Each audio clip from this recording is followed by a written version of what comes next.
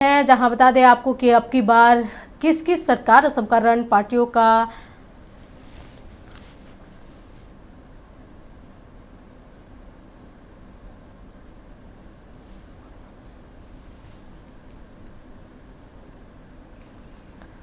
असम समेत केरलम और पुडुचेरी में मतदान संपन्न हुआ। असम के 126 विधानसभा सीटों पर चुनाव हुए। राज्य के 2.5 करोड़ से अधिक मतदाताओं ने 722 प्रत्याशियों के भाग्य का फैसला ईवीएम में कैद कर दिया है। इस विधानसभा चुनाव के लिए 31,490 केंद्रों पर मतदान केंद्र बनाए गए थे। वहीं मतदान केंद्रों पर सुरक्षा व्यवस्था पुख्ता थी। सीएम समेत तमाम मंत्रियों की प्रतिष्ठा दांव पर लगी। वहीं इस चुनाव को लेकर मतदाताओं में उत्साह देखा गया।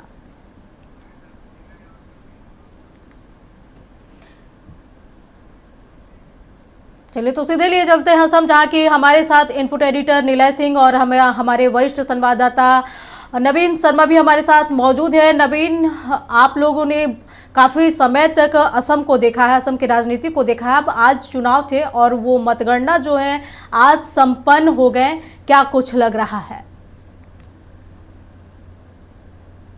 तौर पर असम में लगभग 85% मतदान हुए हैं। जाहिर तौर पर ये मतदान बहुत कुछ कहता है। हालांकि जो असम का ट्रेंड रहा है वो ट्रेंड 85 से 90% का ट्रेंड हमेशा से रहा है, तो ऐसे में ये बहुत आश्चर्यजनक ट्रेंड तो नहीं कह सकते हैं। लेकिन एक बात है कि असम में हमेशा से 80% से ज़्यादा मतदान होते रहे हैं और इस बार भी लगभग 85% मतदान हुए हैं। चुनाव आयोग ने 5 बजे तक का जो डेटा जारी किया है उसमें 84.1% यानी कुल मिला के कह सकते हैं 85% के आसपास मतदान हुए हैं। तो ऐसे में इस बार के पूरे चुनाव को देखेंगे तो आखिरी समय में जिस तरीके का माहौल जो है वो जो यहाँ पर बना और जिस तरीके से कांग्रेस के नेता हों या फिर भारतीय जनता पार्टी के नेता हों, जिस तरीके शब्दों के बाण चले और हेमंता बिस्वा शर्मा के ऊपर कई गंभीर आरोप लगे। हालांकि उन चीज़ों को लेकर जिस तरीके का वो हैट स्पीच एक तरह से कह सकते हैं, जिस तरीके के शब्दों का उन्होंने उपयोग किया, इन तमाम चीज़ों को लेकर के जो है पूरा असम का राजनीति भी गरमाया। और एक तरह से अब भारतीय जनता पार्टी का दावा है कि इस चुनाव में 100 का आंकड़ा जो है वो एनडीए जो है वो छूने जा रही है। हालांकि इन दावों का हकीकत जो है वो 4 तारीख को पता चलेगा। असम की जनता को पहली बार वोटिंग के बाद एक इतना लंबा इंतजार करना पड़ेगा, ये भी शायद असम में पहली बार हो रहा है। चूँकि वोटिंग अभी जो है एक चरण में वोटिंग हुआ है और अब चूँकि जो पश्चिम बंगाल का जो चुनाव है वो 2 फेज में संपन्न होना है।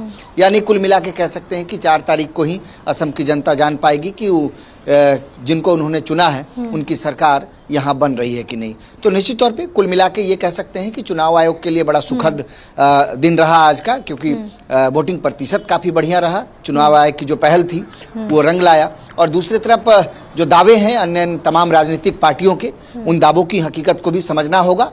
और 722 प्रत्याशियों का भाग्य आज मत पेटी में बंद हो गया। चलिए नवीन, आपके पास आऊंगी, सीधे चलती हूँ इनपुट एडिटर निलय सिंह के पास। निलय जी, जिस तरीके से इस बार बम्पर वोटिंग हुई है, महिलाओं का खासकर देखा गया क्रेज काफी रहा है वोटिंग में, क्या लगता है जिस तरीके से वोटिंग परसेंट बढ़े हैं, रुख किधर जाएगा?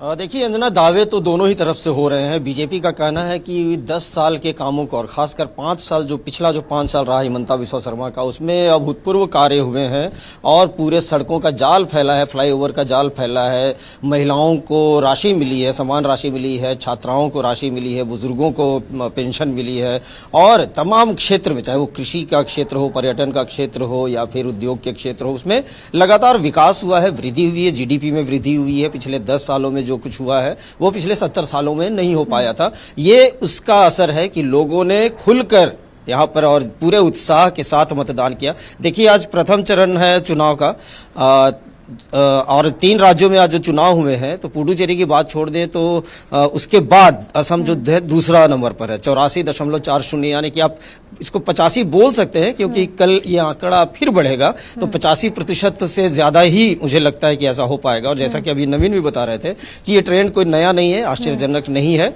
असम में चुनाव होता है लेकिन एक एंटी इनकम्बेंसी फैक्टर जिसको बोलते हैं, क्योंकि 10 साल की सरकार है, लेकिन ये जो रुझान है बीजेपी का कहना है ये उसके पक्ष में है। आज जब वोटिंग के बाद जब हिमंता बिस्वा शर्मा ने प्रेस को संबोधित किया तो उन्होंने कहा कि असम की जनता का भरपूर प्यार मिला है उन्हें, और इस वक्त वो कुछ नहीं कहेंगे क्योंकि अभी वो चुनाव का दिन था, लेकिन चुनाव के बाद वो बोलेंगे और जो भी बहुत सारी बातें उन्होंने कही है कि वो बोलेंगे। अब क्या बोलते हैं, जाहिर सी बात है कि पवन खेड़ा और कांग्रेस उन पर लगाया, उस पर वो बोलेंगे।